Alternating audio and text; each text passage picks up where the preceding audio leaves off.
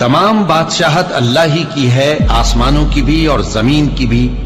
वो जो चाहता है पैदा करता है, जिसे चाहता है बेटियां अता करता है और जिसे चाहता है बेटे बख्शता है, या उनको बेटे और बेटियां दोनों इनायत फरमाता है, और जिसको चाहता है बे औलाद रखता है।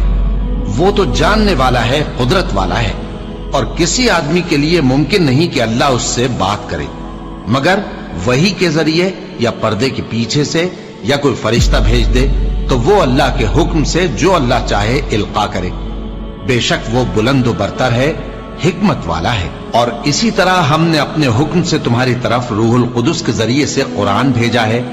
तुम न तो किताब को जानते थे और न ईमान को, लेकिन हमने इसको नूर बनाया है कि इससे हम अपने बंदों में से जिसको चाहते हैं हिदायत करते हैं।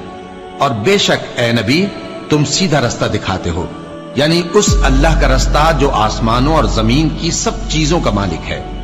देखो सब काम अल्लाह की तरफ रुजू होंगे और वही उनमें फैसला करेगा।